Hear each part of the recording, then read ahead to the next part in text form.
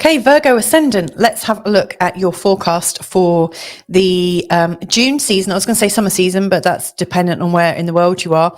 So the June season it is. So the June solstice started at on the 20th of June at 0 degrees in Sun of Cancer, and it's taking you all the way around to the start of the September season, also known as autumn in the Northern Hemisphere and spring in the Southern. Okay, so what I'm going to be doing in this forecast for you, Virgo Ascendant, is really piecing out the overview of this season ahead and what it might mean. So, you know, starting from the 20th of June, taking you right the way through to the 22nd of September when the next season starts. This is really to understand the overview of what this period in time does for you.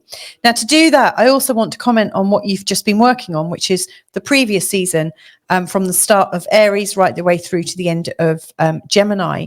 Now, every sign of the zodiac has a complement or an opposite or an opposition.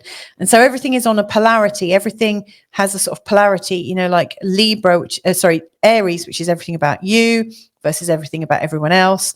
You know, Gemini, which is very much about rational information and facts and figures, and Sagittarius, which is about the big picture information. You know, everything is, you know, you could say this is a polarity of information and knowledge. And Cancer and Capricorn, I always think of this as a polarity of responsibility and a polarity of conservatism. Because, you know, on one hand, you've got the family unit and the idea of the family traditions and the childhood. And on the other, you've got this idea of aging, of stepping into the world and stepping into the world of big business. And each of those do carry a responsibility with them. Then we've got the polarity of Leo and Aquarius. And I really think that it is about how we celebrate a vision. I really see that this one is about vision. Is it a personal vision? Is it a sovereign vision? Is it a vision of you experiencing joy for yourself and allowing that to percolate out? Or are you part of a collective vision that believes in the collective joy, which might not be as big as the overall joy, you know, but, you know, there is a completely different idea. You know, here we have us or you as the center of your own world, whereas here the world is the thing that is central. It's like everybody is central. And there isn't. So this is also about individualism, I would say, as well. And then the other polarity we've got is between Virgo and Pisces. And so here I really see this goes from the rational really to the irrational, or the known and detailed to the kind of dissolved and unknown, you know. So these are very interesting little parallels. And so as you're going through this whole season, from the 20th of June right the way through to the 22nd of September, you're going to be working on you know, your ideas of security, which is very much a Cancer thing, and then also your individualism, and also how you serve others and with what you know, and how you can be organized in doing that. And at the same time, there's the shadow side of all these energies. So, you know, as you're working in the home, there is that sort of polarity of, but what about being professional and being slightly out of the home or out of the family? And then there's this feeling of, you know, creating for yourself, whilst at the same time, what about the collective? How does that work? And, you know, whilst you're trying to create something rational, the darker side is the irrationality of people. So yeah, a lot to be going with. So let's get going on this. Where have you just come from? So you've come from, I think, a bit of a shaky start to the astrological year in March, when the sun was going through your 8th house and the North Node was there, and also Chiron was there. It's a particularly painful place for you right now.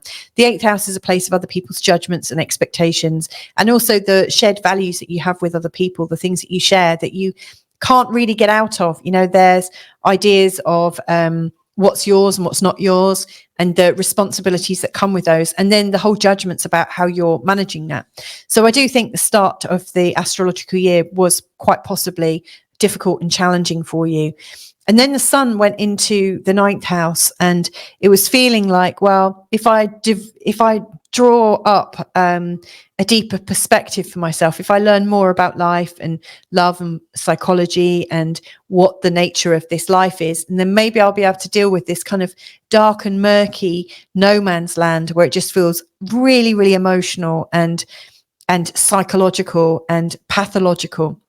So it really brought about this feeling of, well, I must get out, I must escape, I must get a new sense of perspective to be able to cope with that. And then that's the thing that's really put you into the limelight. That's the thing that's put you into a whole new groove in terms of your career. It's giving you a whole new set of inspirations. You know, I see it as being really quite useful, in fact, because, you know, this all happened, and at the same time you experienced the Jupiter and Uranus conjunction, and then Jupiter coming into Gemini, another Mercury ruled sign. This is really quite beneficial, having Jupiter right at the top of your chart. You know, it feels like time is ready for you to fly. The time is ready for you to be seen and experienced in a new way. And I say bravo for that. And yet the darker side of it, you know, as all these new ideas were coming up, and a new sense of confidence because you've expanded quite a bit, and you know, maybe it has taken you outside of the knowledge of who you are and where you belong. But the darker side of it, I think, is you may well feel a little bit alone about going out into the world. You're doing this on your own. You know, you might not have the full support of people around you. And so it brings us back round to again, this season and what it is that you're hoping to bring about, you know. And as far as I can see, that this time of year really coincides with the feeling of support from the local environment, from your friends, from your colleagues, from your networks, through the people that know you through your career. It just feels like there's a lot of creativity. There's a lot of new starts, new potentials, new opportunities that are coming your way. And also a feeling that you want to be part of something much bigger than what you can create on your own. So, I mean, that's where you were coming from at the end of last month. Now you're heading towards something that is involving other people. You're co-creating something. Now, one of the first things I think you might need to watch out for this season is the opposite side of that, which is when you get involved in creating something with others, you get less say in the overall, or whilst at some level it feels like you do get an input and everyone gets an input, there will be times when your design ideas and your ideas of how things could really be just don't match the group objective. You know, there's a conflict between doing it for yourself, for your own joy, and doing it for everyone else and for their joy. So that's a potential conflict that may well come up at the time of today's full moon, which is just here at 1 degree in the sign of Capricorn, and also what's going on at the second Capricorn full moon on the 21st of July. However, at the time of the new moon in Cancer, on the 5th of July, you'll most likely find yourself right in the thick of things, where you are absolutely really focusing on how you can contribute, how you can participate, how you can help start something that's really quite magnificent, and enjoy the spoils of going further with people together. You know, there's this idea that if you want to go somewhere fast, you do it yourself. But if you want to go further, do it with other people. And that's what's really coming up for you right now. Now, as you head into the Leo season, or, you know, the Leo zodiac month from the 22nd of July, taking you right the way through to the 22nd of August, it's a time for repose. It's a time for almost letting go of everything you've created so far. You know, I always think that the start of the zodiac year is really for you around the 22nd of August, when the sun goes into the sign of Virgo. You know, when the sun crosses over your ascendant, that is representing a time of when you are coming back into yourself. It's like the cosmic moment to wake up every year. And, we recreate ourselves every single day, but we sort of recreate our years every year around the same time. And of course, as we come to the end of one yearly story, we have to go to bed at the end of the day. A bit like you do go to bed at the end of the day because you know that if you don't get a good night's sleep, when you start your next day, it's likely to go really quite horrendously. So this time between the 22nd of July and the 22nd of August, it's really coinciding with that hibernation time, the time when you naturally go to sleep, when you naturally feel the impulse to just rest, to dream a little, to use your intuition, to not make really big decisions, but to allow yourself to absolutely go into the feeling of who you are and allow everything else to just kind of fall into place when it's ready. It's a time of softness. It's a time of gentleness for sure. And a time of really deep creativity. It's interesting that you've got Leo in this part of your chart. So I really think that, the use of a sort of dramatic imagination, a colourful dream sense, the idea of dancing or, I don't know, a sort of storytelling, a sort of shamanic, colourful experience could be what's needed to help bring you back to yourself during this very, very special time. So, one of the challenges of this time, this natural hibernation time, is that at the same time, we've got the counter energy of the full moon in Aquarius. Now, that full moon in Aquarius is actually timed to happen on the 19th of August. And before that, you do have the new moon in Leo. So around the time of the new moon in Leo, you've got this real opportunity to sink into the retreat. Like if you were to go on a retreat, if you were to do something really special for yourself, that would be the time to, do some, a journaling course or something that really gets you present to your patterns over this last year, how they fit in with your overall patterns and what you've learned about each successive pattern and behavior that you've got. It's a natural time to review it and to make new decisions. But on the 19th of August, when the full moon happens, and it happens really, really, at the far end of your 6th house, almost like it's about to touch and burst through into your 7th house.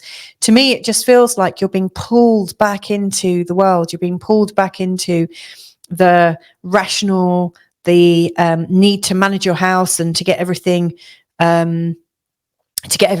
ship shape. And it also feels like you're being pulled into a bigger scheme, a scheme that maybe isn't just about you, but a scheme that involves many different people. So it might be you get pulled back into the family unit. And of course, if you are part of a family, why wouldn't you be pulled back into the family unit? But it almost feels like you're being pulled into something that is made more complicated than it needs to be. And really what you're mostly wanting to experience is a sense of peace, a sense of space, a sense of a break. And so whatever you can do to manage this, do it. Do everything you can to get someone else to manage it for you. Or to, just be very upfront and say, like, during this time, I'm going on retreat. This is what I'm going to do. This is how I want to be. And make it work somehow in another way. This full moon is likely to be quite frustrating. It feels a bit kind of like it's a nemesis almost. However, it could really bring up areas in your life that are just not working very well. So, ultimately, when you're doing your withdrawing and when you're in your hibernation, you can start planning how you might live so that you can avoid these kinds of problems. So it all works out. Anyway, as you're coming back into your time from the 22nd of August, it is time for a whole new vibration. Now, what is going on during that time? We've got the new moon in Virgo on the 3rd of September. And that is showing up just around about here at 11 degrees in the sign of Virgo. This new moon is very much for the waking up energy. It's the waking up energy of your brand, your persona, your body, and how you feel in your body. It's all about who you are and your identity. So, this last part of this June season, the summer season, or the winter season, if you're in the southern hemisphere, this last part of it from the 22nd of August to the 22nd of September, it's about focusing on you. It's about kind of waking up, getting out of bed and going, wow, that was a really good last year. That was a really good hibernation I've just had. I'm feeling refreshed. I've got some new knowledge. I'm about to go round this whole zodiac again. How might I do it? How might I plan it to be even better? And it's a time when you can be really quite discerning. Now, one of the things I think is worth bearing in mind is, yes, you've got the new moon on the 3rd of September, around about here. But on the during this time, you've also got the tail end of the Mercury retrograde. Now, I haven't mentioned the Mercury retrograde yet. The Mercury retrograde actually starts on the 4th of August during this time, when you're navel gazing and trying to work everything out and getting clearer about yourself. But it starts here in the 1st house and it ends up in the 12th house before it starts moving again. So when you've got your new moon, where you're sort of deciding more about yourself, how you want to be, and how things work better for you, and how you're sort of like designing a new scheme for this next year ahead, I would say you are in the whilst Mercury is moving forwards again, you're still in the retrograde shadow. You're still playing out what you've learned. So you may well find that there's an even deeper insight that's coming out. There is something much more deeper. It's not set in stone, is what I would say. So, have an intention, hold an intention that you just find a way to feel better and better in yourself. And that's the best way to be, really. So the last couple of things I want to talk about and just touch on, and that is your opportunities and also the gift of this season overall. The opportunity I see, given that you are obviously, you've got your Virgo Ascendant, you're ruled by Mercury, and right now Jupiter is in a Mercury ruled sign. It's in your 10th house. It's bringing up a lot of excitement, and I mentioned that earlier in this reading. It's bringing up a lot of opportunity.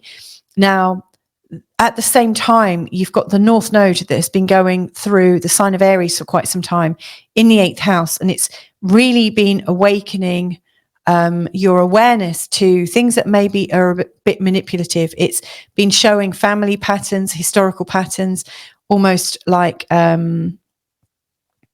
generational patterns. They've all been coming into really sharp focus. And if there's been anything that you've been battling over this last year or so, it has been the understanding of how you can feel free within the larger scheme of a family and how you can make your own way.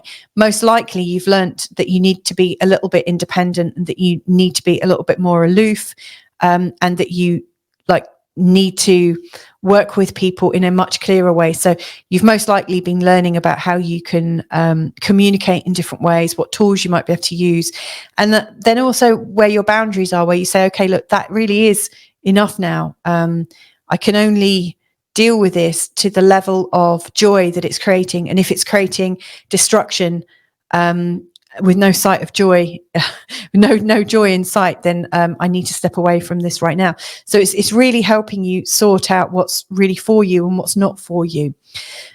At the same time, with this opportunity to reach higher than you've reached in a long time, I think this really fits together. To me, what this is saying, Jupiter's going to be up here for the next 9-10 months or so, and it's going to be really quite sort of exciting. It's going to really give you opportunities to grow your concept and grow the sense of your legacy. So what I would say is, to the level of freedom that you can find from the family patterns, the generational patterns, from the patterns of blame, shame, guilt, and anger, to the levels that you can free yourself from that, you're creating a beautiful impulse to rise up.